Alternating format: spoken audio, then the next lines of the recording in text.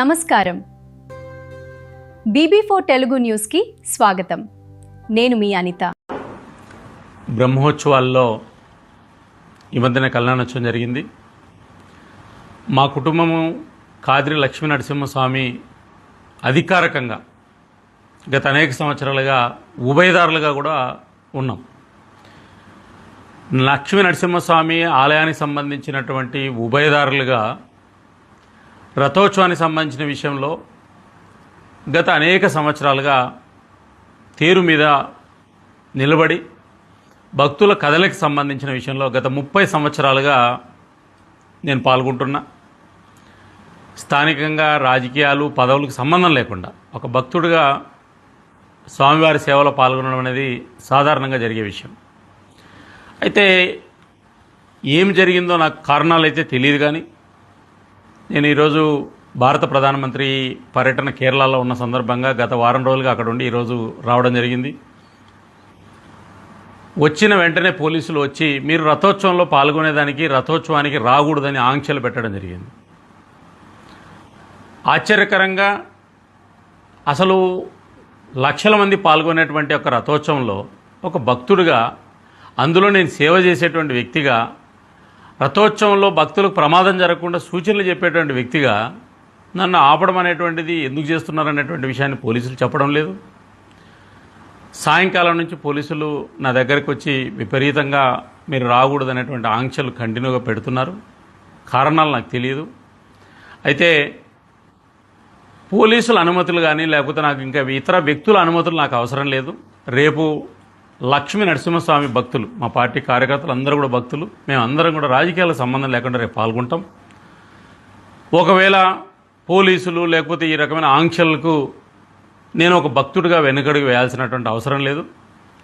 దీనికి సంబంధించిన విషయంలో ఒకవేళ వాళ్ళు చెప్తున్నట్లు, పోలీసులు చెప్తున్నట్టు ఏదో కొంతమంది ఏదో దాడులు చేస్తారని, కొంతమంది ఏదో మా మీద హత్యాయత్నం చేస్తారని, కొంతమంది ఏదో చంపేస్తారని ఏదో పలు రకాలైనటువంటి వదంతులు చెప్తున్నారు.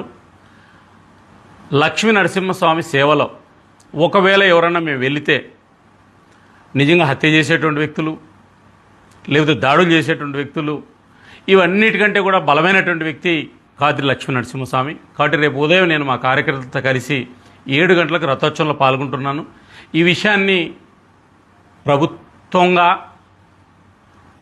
ఎండోమెంట్ శాఖ అధికారులకు, పోలీసులకు కూడా నేను తెలియజేస్తున్నా.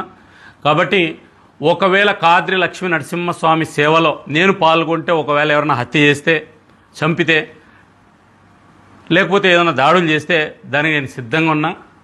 మా కార్యకర్తలు కూడా సిద్ధంగా ఉన్నారు. రేపు నేను లక్ష్మీ నరసింహస్వామి రథోత్సవంలో పాల్గొంటున్నాను. ఇప్పుడు మీరు 30 సంవత్సరాల నుంచి రథోత్సవంలో పాల్గొంటున్నారు. దాంట్లో ఏమన్నా అంటే లెటర్లు ఇచ్చి ఇల్లే పాల్గొనాలనేది ఎక్కడైనా ఉందా? ఈ 30 సంవత్సరాలు ఎక్కడైనా జరిగిందా? ప్రాథమికంగా ఇప్పటి వరకు ఎవరు అధికారికంగా చెప్పలేదు. కాబట్టి పోలీసులు మాత్రమే ఒత్తిడి తీసుకొస్తున్నారు. మీడియాలో వస్తుంది, అన్ని టీవీ ఛానల్లో బ్రేకింగ్లు వస్తున్నాయి, సామాజిక మాధ్యమాల్లో వస్తుంది. కాబట్టి నేను స్పందిస్తున్నా.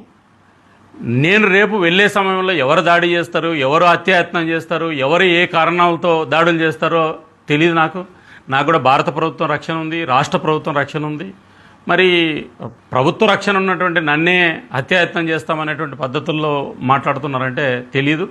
బట్ ఏది ఏమైనా ఎవరు హత్యాయత్నం చేస్తారు, ఏం చేస్తారు అనేటువంటిది రేపే తెలుస్తుంది.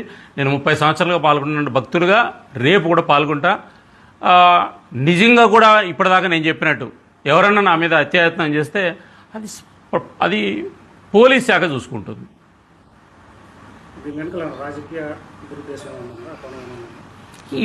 ఏ విషయాలైనా రేపు తెలుస్తాయి. నేను ఇప్పటికి నా దగ్గర ఏ రకమైనటువంటి ప్రాథమిక సమాచారం లేకుండా నేను వ్యక్తుల మీద ఆరోపణ చేయడం సరైనటువంటిది కాదు. నేను రేపు రథోత్సవానికి వెళ్ళిన సందర్భంలో జరిగేటువంటి అంశాలు ఏవైతే ఉంటాయో మీడియా కూడా చూస్తుంది. రేపు పొద్దున్న నేను వెళ్తాను, తర్వాత నేను దాని మీద స్పందిస్తాను. Thank you.